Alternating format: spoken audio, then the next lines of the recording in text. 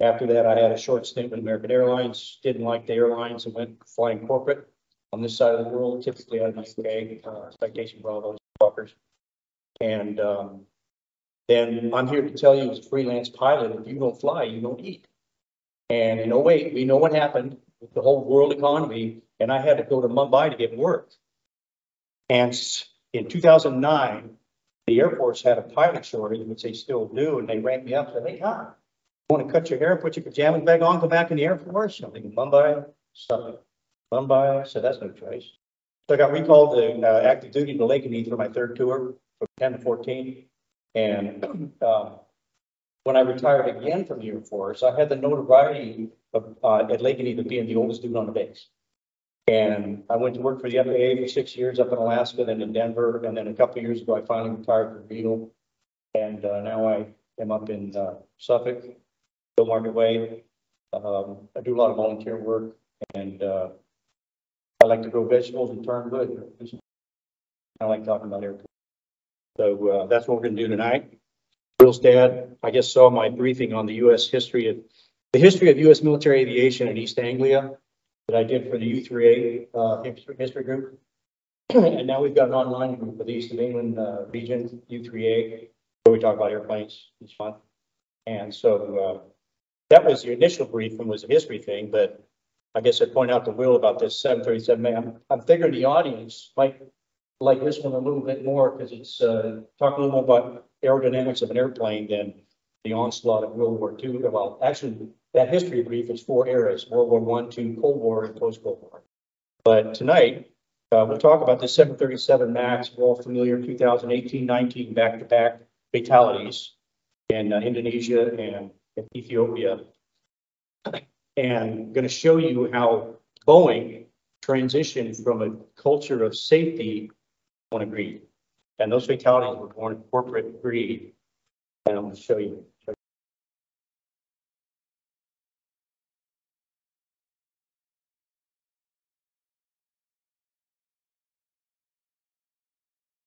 I do have a little story on that one there. When I was doing my instrument check at T-38s in flight school, and we're flying from Phoenix to Los Angeles March Air Base.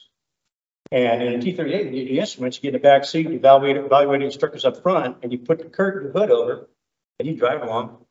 So we're halfway out to California, and the evaluator says, hey, Don, it's check record. I said, hey, Don, why don't you give air traffic control a pilot report? I got the airplane. He's like, pull the curtain back. We're 30,000 feet, something like that. I'm like, yeah, South California Central. This is column 1, 2, 3. Like a pilot report? Sure, it's a pilot report. It's pilot. I said, well, we're 30,000 feet. We're headed that way. Is about where we're at. I'm looking down. I'm seeing a whole bunch of clouds down there. I've never given a pirate before. You know, you don't give pirates, you get pirates. You know, but anyway, so that was my first experience with Simba. Okay, these are the 2 incidents I'm going to talk to. Everybody are familiar. You all are familiar with these 2 incidents. Is that correct? Okay. But the thing that's unique about this, back to back, like they were. 1 off. Okay, let's go talk about 2 off. Something way wrong, and something was way wrong. But anyway, those are the dates: October and then 10 March on this one.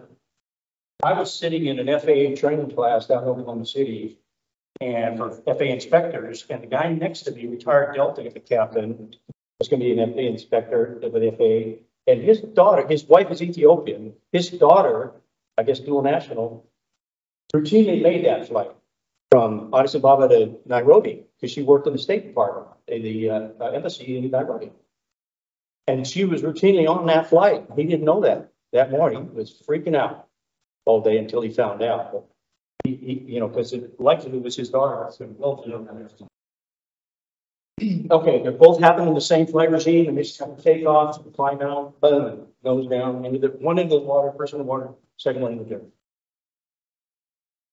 But first to the 737 MAX, and largest death toll of any 737. Again, I have to take off. Same sort of profile. Okay, Lion Air. Preliminary investigation, looking at flight controls Serious problems on the previous flight. This would have been maintenance write-ups. Angled attack AOA sensor problem, which is a primary issue here. These systems tied to the MCAS, maneuvering characteristics augmentation system, MCAS, and that's the acronym we're all familiar with. Right after that first incident, Boeing issued advisories. FAA, Boeing issued warnings and advisories, but they weren't fully implemented. And then Ethiopia Air happened 4.5 months later. The contributing factors in the delay in air, MCAS relies on a single AOA sensor. And wrong answer. This is a safety of flight system. You do not have a single point of failure. Right up to the left AOA probe only, not the right.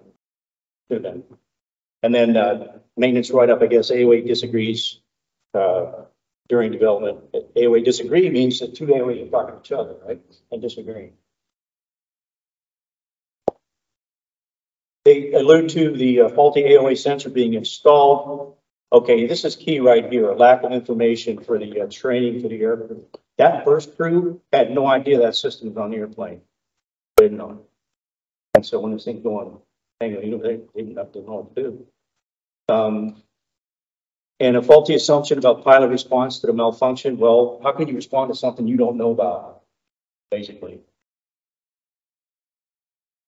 In Ethiopia, Airways, the contributing factors. Repetitive uncommand nose down inputs from MCAS due to erroneous AOA input, and it's irrecoverable. Erroneous AOA. Again, if you have a single point of failure and it's on that left-hand AOA probe, you get a bird strike, takes a probe out, boom, your input's gone, which is what happened.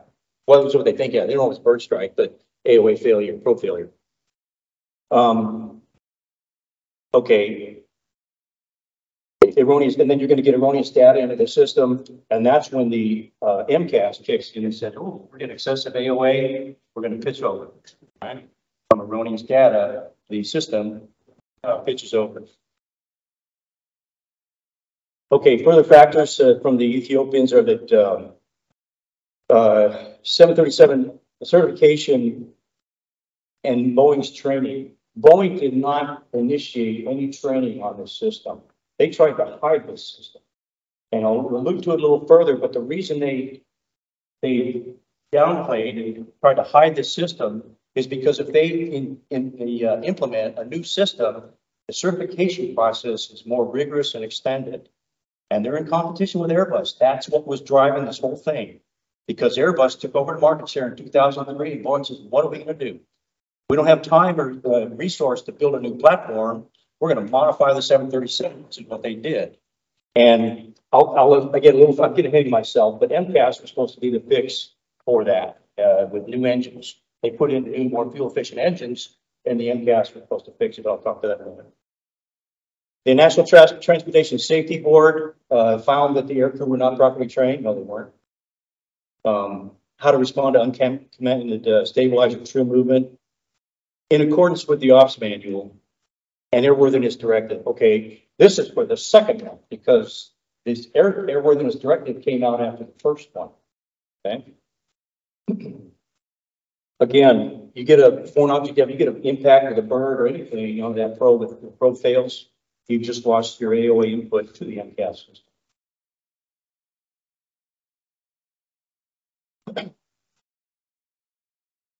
Okay, most everybody flying this airplane grounded it after that, straight away after the second incident. Okay, the FAA finally grounded it through the Department of Transportation, telling them to do that. After there had been so much grief from all directions, that after 3 days after that second incident, so by 18 March, all aircraft have been grounded, 387 aircraft. But there was real consternation in the U.S. about the FAA slow rolling the decision to ground it.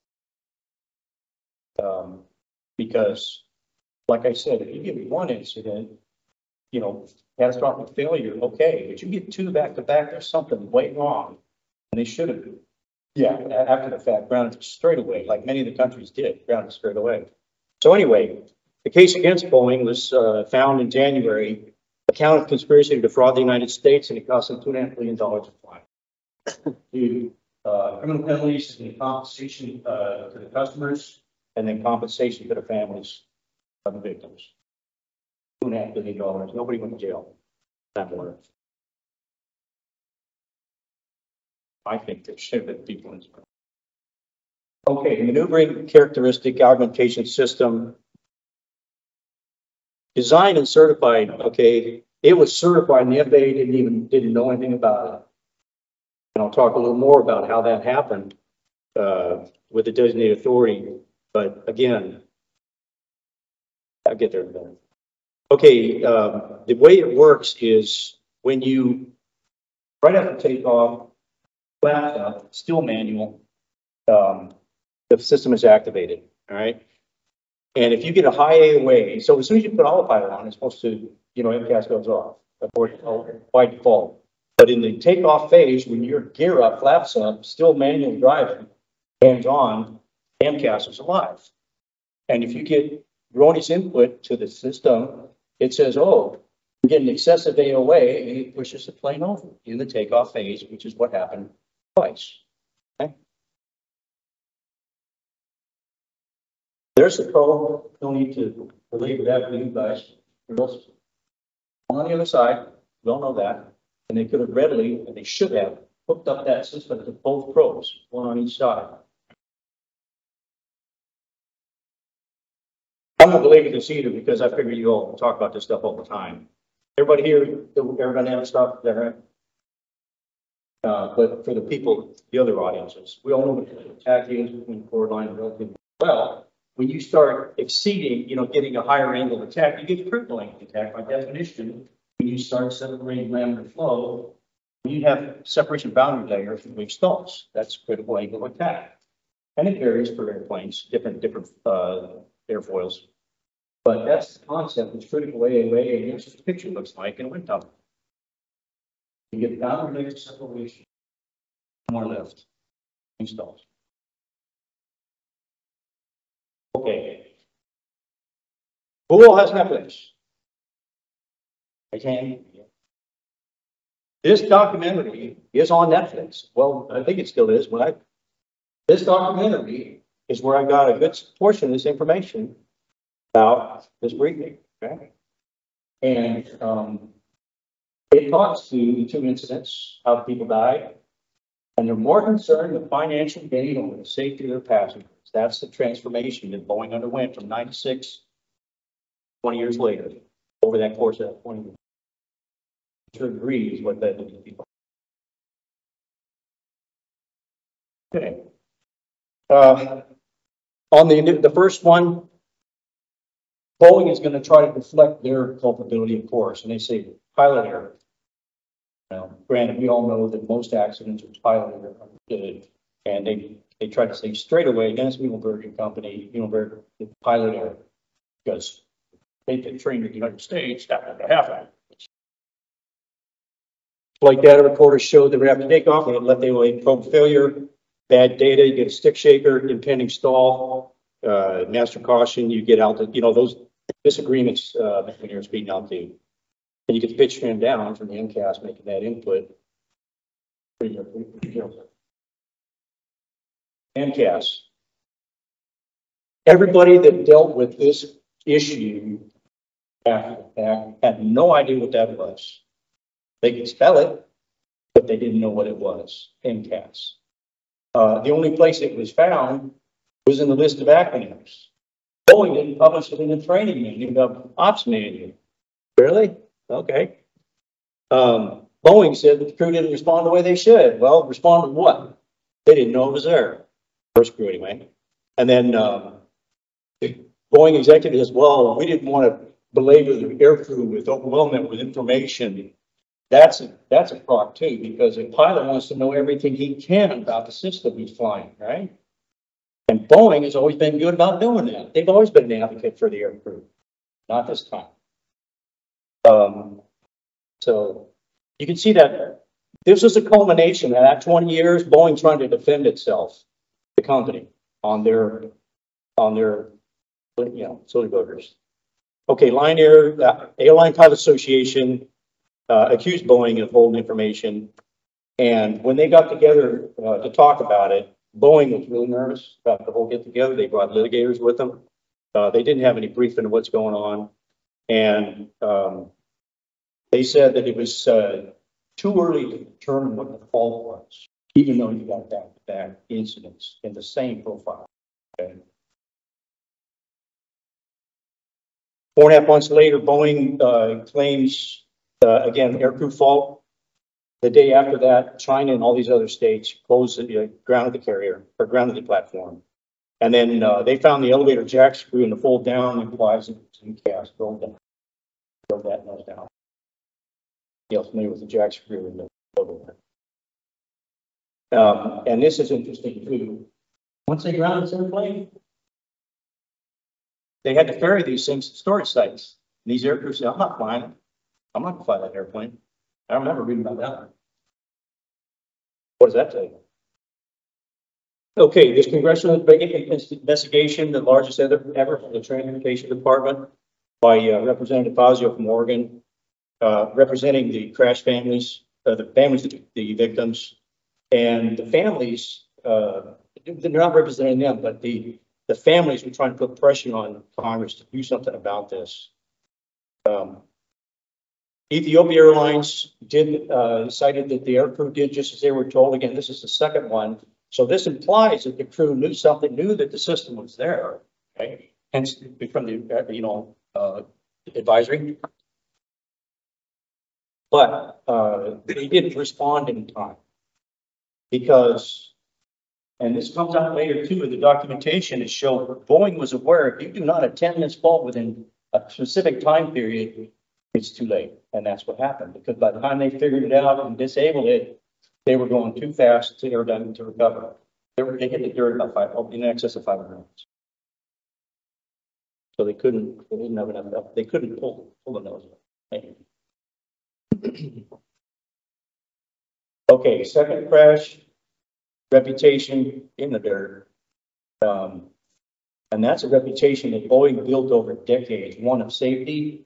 It was one of pride. The company, the employees were proud of what they were doing.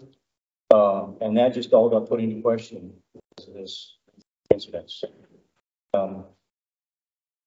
If it's a Boeing, I'm going. That was the phrase. And when they put this thing back online, the carriers with this thing, American, United, and others, would list on the net. When you're going to go book a flight, they would put on there whether or not there's a 737 MAX on there to give people their choice whether or not to take that platform. I thought that was interesting. Okay. The industry changed in the late 60s with the Boeing 747. It made international air travel more affordable to everybody, a lot more people. And again, Boeing employees were proud of their product. However, the transformation began in '96 with the merger between McDonnell Douglas and Boeing. And McDonnell Douglas dude, someone said, became the boss, right? And he said, to all you, profits are the emphasis, right there. We're still thinking about safety, but safety isn't the primary. Because all the employees will know what the stock value is of this company. As if they didn't have other more important things. They were produced more cheaply, quicker, people getting laid off. They moved the headquarters of Boeing to Chicago away from Seattle so that the engineers couldn't, give them grief. Because now there's, 1,000 miles away. And that was purposeful. We don't want the engineers telling us we can't do this. So now they're living in Chicago, the headquarters. Okay, the competition always has been, still is Airbus, all right? And this is the, what do you call it, single aisle, medium-sized platform and the capabilities of that platform. Theirs is the Airbus 320, the 737, and again, in 2003, Airbus got the market share. Boeing says, what do? We don't have the resource or time to develop a new platform. We will put more fuel efficient motors on the 737 and call it a MAX. Right? They did that, but it changed the aerodynamics of the aircraft because of the positioning.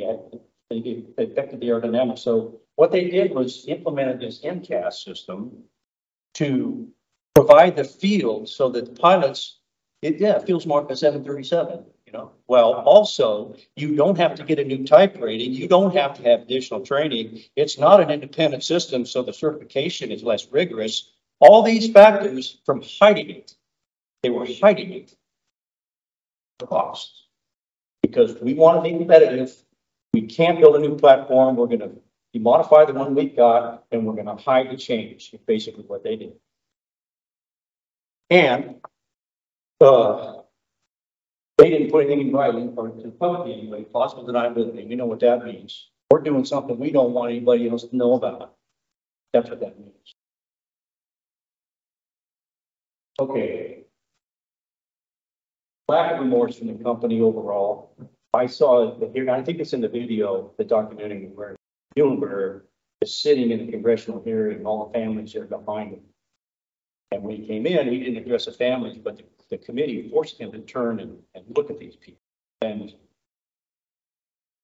Boeing went round and round, slow rolling the whole congressional investigation with providing documentation. And I've said I've talked to that. So they were trying to speed up the certification process with this new platform. Well, it's not a new platform, with the modification. Boeing made a point that there's no training required for this modification because training costs money. And also, you might have to make a simulator, you know, with that avionics package and put all the aircraft through. It costs money. But the buyer has to pay for them. So they're trying to minimize their costs to the buyer. And again, Lion Air, I think it's here. No, it's come up a minute. Okay, new bigger engines, was on memo states. If we emphasize MCAS, there we go. Greater certification and training impact. All right. A longer, more laborious process, rigorous process.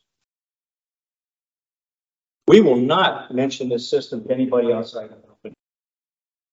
Plausible deniability. Once they started testing this thing, they realized, oh, this MCAS system, they push it over pretty quick, but we're still not going to tell anybody about it.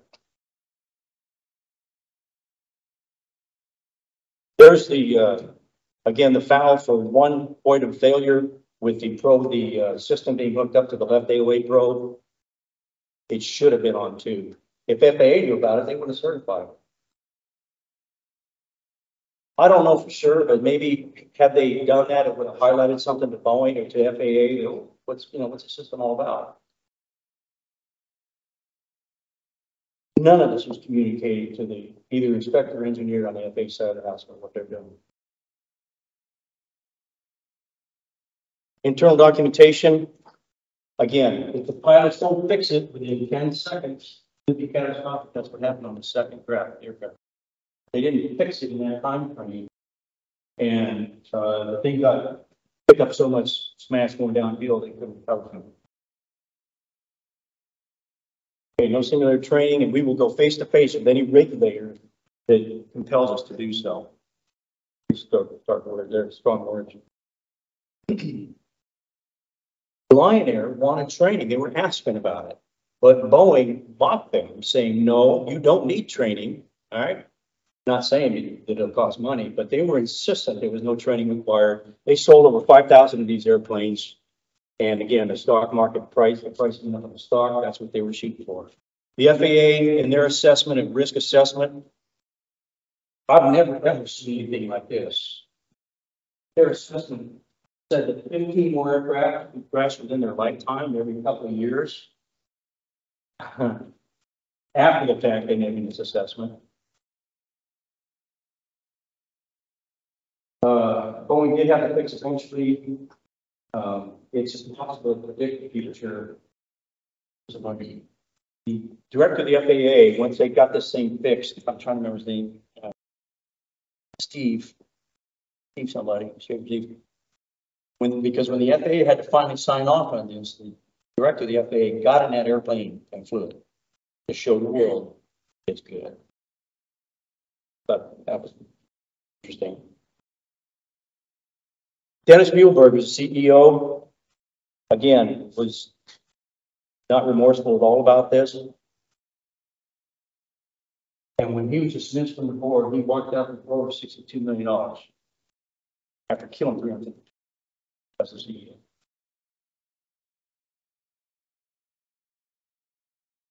Safety was corrupt, top down, because private profit is the primary.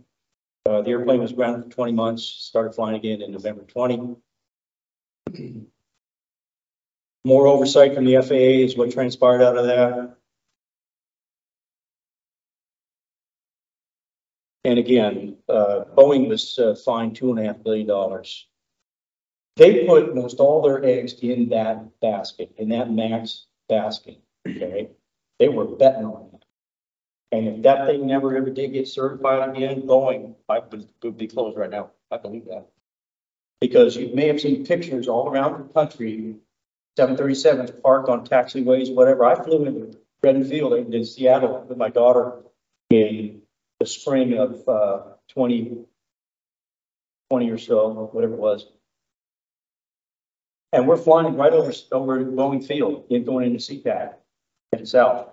And I'm looking down and going, look at all them brand new airplanes with paint jobs. I'm just sitting there saying, we're going anywhere. Boeing was really betting on this platform to compete with the Airbus 320, basically. Okay, organization designation authority. This is an FAA procedure I learned while I was there. The FAA can grant an entity to certify this. Okay, here's the way I see it. I was 6 years with the FAA, so I kind of got to figure out how it works. And the average age of the inspectors, these are all retired military, retired airlines, and not all of them, but a lot of them, okay? And so if you look at the average demographic of an inspector versus the GWIS guy with Boeing who developed this MCAS system and made all this younger, you know, Boeing Bob, he's all over this computer stuff, right? He's got a handle on it. And he's got this designation of authority to certify this thing. Well, FAA Fred, again, he's 60 plus years old, maybe not as good, but the technology is up on it. But he trusts Bob. They've been in bed together for a long time. Boeing and the FAA, think about that. They've been working together forever. Now, Bob Boeing is telling Fred and the FAA, yeah, Bob, we're good, or Fred, we're good on this system. And Fred buys it, signs it off. That's what I think happened, okay? I can't speak to that factually, but given what I know about the FAA, I think that's what happened.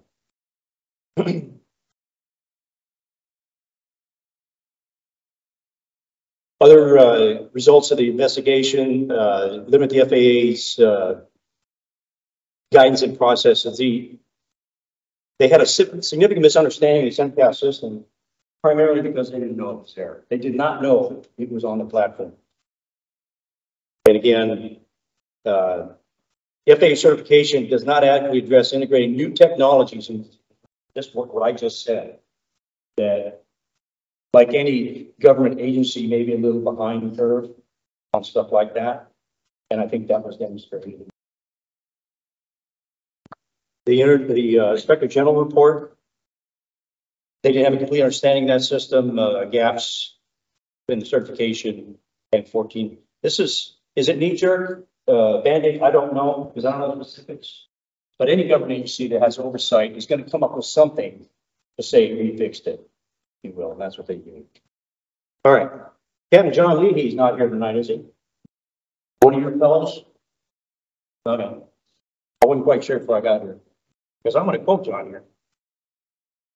That video that I showed, talked about, that documentary, Captain Leahy has reviewed that documentary, and he has published an article on it, which I got some information from that, which was what I'll talk to. Because actually, if Captain Leahy was here, I'd have him get up to talk about it. But anyway, a board director, your primary objective is to protect the group, the company from any sort of threats, okay?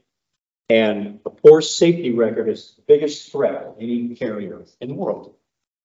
I think we agree on that. So 2 accidents in rapid succession, that normally take any carrier down. But this is Boeing. And this is in a country that's ripe for corporate. Captain Leahy, I think this is Captain Leahy saying this. His estimate is that overall Boeing took a $32 billion hit. That's when you include the reputation. No, I'm not going to get on that airplane, sort of thing. The hesitance of the public to fly, but it took significant damage to reputation. It's dealing with the FAA, which I'm alluding to all the time here, and then the public confidence is that doesn't come back overnight.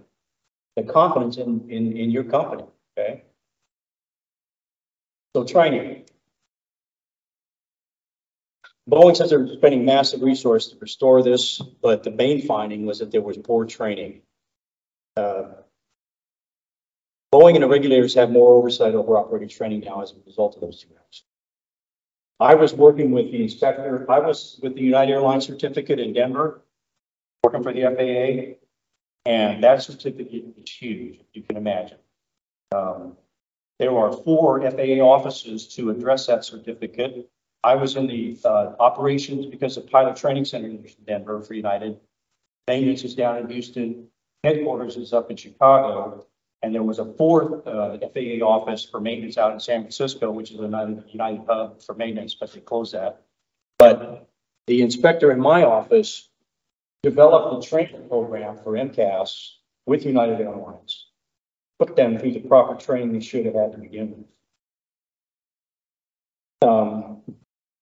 Okay.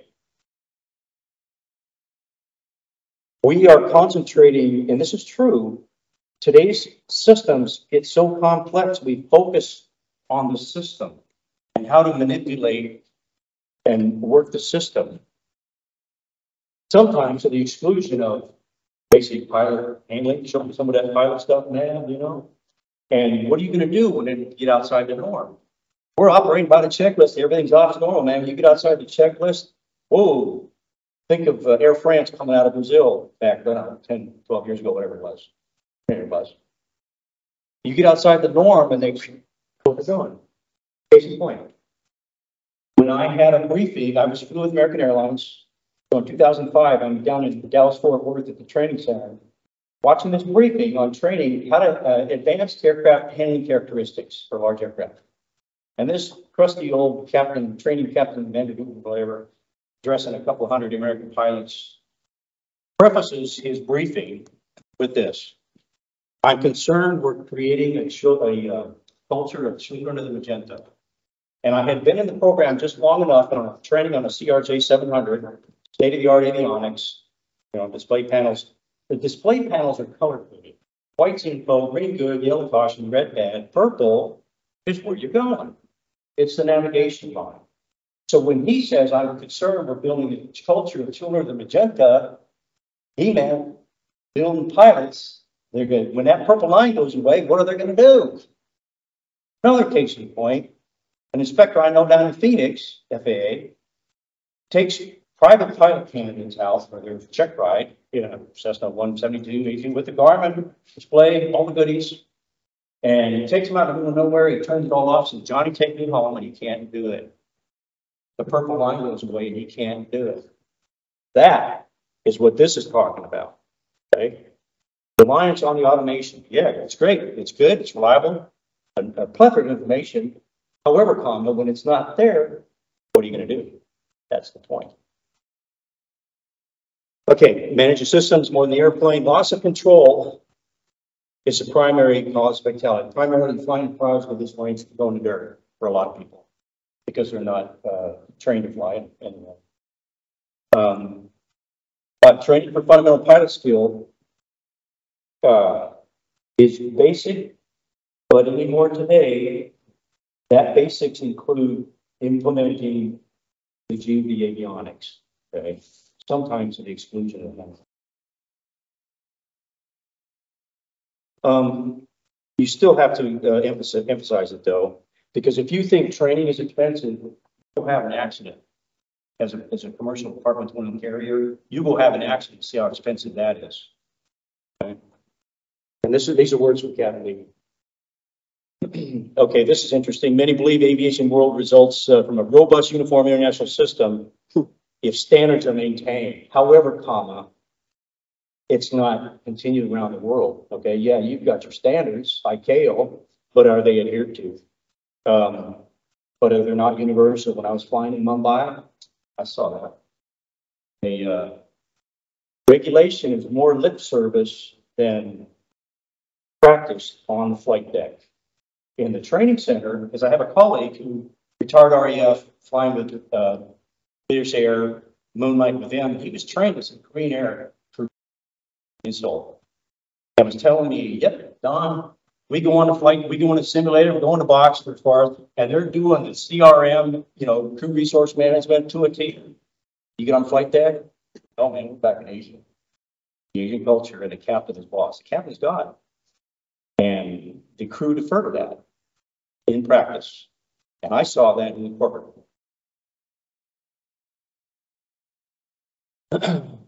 Okay, uniform international system, but if you don't standards aren't maintained,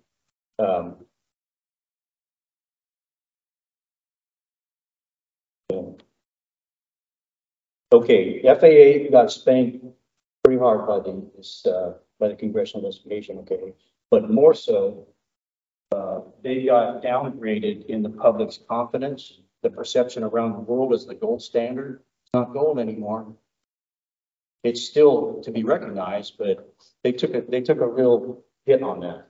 The FAA's response to this issue. Okay. FAA's gold standard, but again, that standard has been questioned. Okay, I'd like you to read this.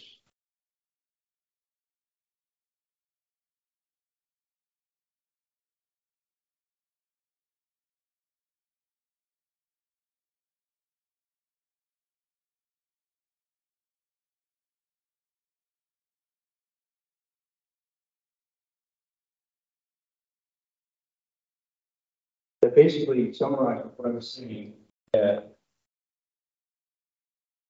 when you learn to fly airplanes, you're taught to look out the window, primarily, initially. As you advance to whatever, whether it's airlines, general aviation, military, now you start playing with the toys. And just basically looking out and it takes a hit, if you will.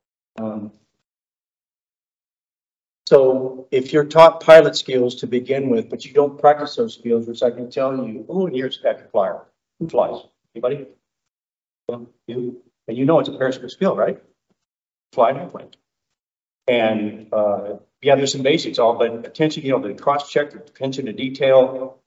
Flying an airplane is flying an airplane, but your proficiency is perishable. And if you don't practice that on a routine basis, it lags.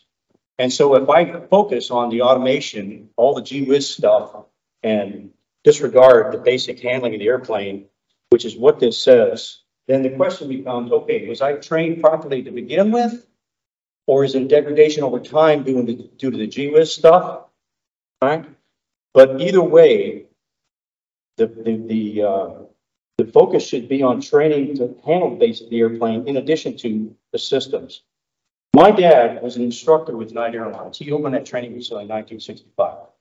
50 years later, I'm an FAA guy, and I'm going into the same facility going, I don't know. And I remember him telling me a couple things when I was about that big. That one, he said, being an airline pilot is one of the best jobs in the world because you make a lot of money and you do practically nothing. However, the reason those crew come back every 6 months for emergency training is to practice those scenarios so that when something does happen, my dad said that 90+% of these guys that come through here will never ever see anything that I give them on that hazard panel. But those who do, they got to get it right the first time. That's why they pay the big bucks. And the other thing is because the scenario is you come in, they brief up for a couple hours, they go in a box for 4 hours, come out and debrief an hour or so. My dad, so the crew, they come from all around the country and they think. And my dad's back here with his dial and disaster panel, right? Make anything go wrong with the plane. And what did I just tell you? Best job in the world, right? So when you're in the box and you're repositioning, just kind of twiddling thumbs, whatever, these guys start moaning. Oh, I got this route this month. Oh, I got to fly with so and so. Oh, the food sucks, whatever. And my dad's sitting there thinking, you guys have the best job in the world and you're moaning about it. Take that. Boom, you know, deal with this. Okay. It's not the number of accidents, it's a pilot's response to that issue. There was a Boeing 777 incident in Denver, Colorado, just before I left a couple of years ago, because Steve Scully was the inspector for that platform, United. And I bring up, hey, the incident was they launched out of Denver, going to California, wherever. 10 minutes out, they had engine failure for whatever reason. It was a fire. And they put it out, turned right back around, went back into the single engine. And I tell people, I said, you know, there's two perspectives on that incident. One, up front, that crew could have very well been practicing that scenario in that training center where they recovered in Denver last week. So for them, it's a matter of checklists. You know, shut it down, fire extinguish. Hey, Denver, like return, land, yep, come on back, single engine, yep, land. The perception in the back, oh my God, we're gonna die. You know, because they're watching a fire out in the #2 motor out there, and they come back and land. They don't know what's going on. So I thought that's interesting. Two different perspectives. This guy in front, and he's calm. He says, ladies and gentlemen, got a problem. Got to come on back and land. But in the back, they have different thoughts about them. But that's the point. If that crew operated by that checklist per standards, I can count with one hand the number of dudes I flew with more than once. The American Airlines, right? I didn't always there very long. I didn't like it, but the point is, you operate to Part 121 standards. I get in this right seat of this airplane, and I got to meet this guy. Hey, Captain, how you doing? I know what I expect of him. He knows what to expect of me. We both know what to expect to progress in this flight. We've been trained that way. We operate that way. Part 121 standard. It's a wonderful thing.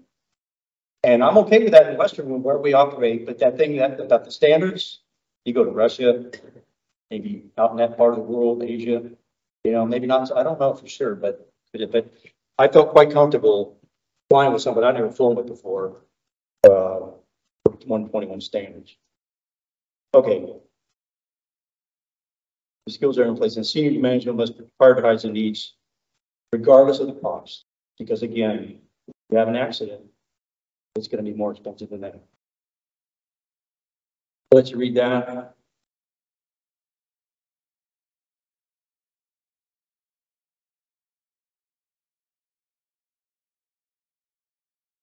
Automation is a wonderful thing.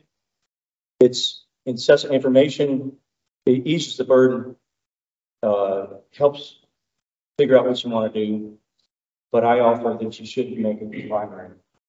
Your awareness of what's going on from a professional pilot skill perspective to be supplemented with the automation.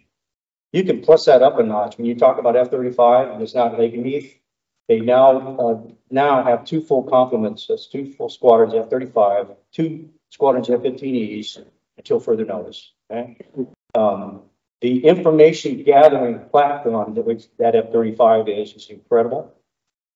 The sensors they have, the ability to transmit that information to flights, other platforms, it's incredible. So, what is the task for this guy or girl in that platform is, what am I going to do with that information? The most effective use of it, right?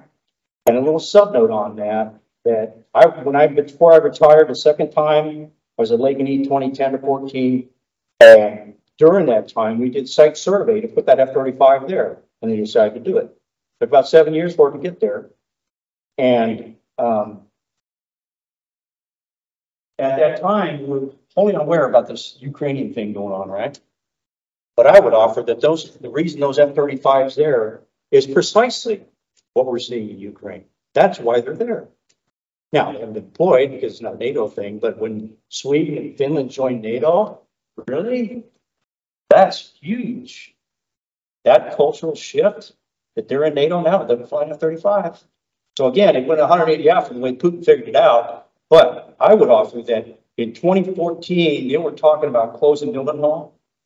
By 17, they had second thoughts about that, and they're realizing now why they did not close it. Because that tanker operation supports all the fuel operations in this theater. And special ops coming out of there, they're always doing stuff. So those two fields will remain, they'll be here well past my use by date. All right. But what we're seeing in Ukraine is precisely why they're there. Now, we all don't want it to happen, but it's going on down in, they got 2 carrier groups in the East Med. Oh man, I thought the Ukrainian war was over because I haven't seen it on the news for a month. You know, the only war in town now is Israel, right? But military thing, that'll never go away. Questions?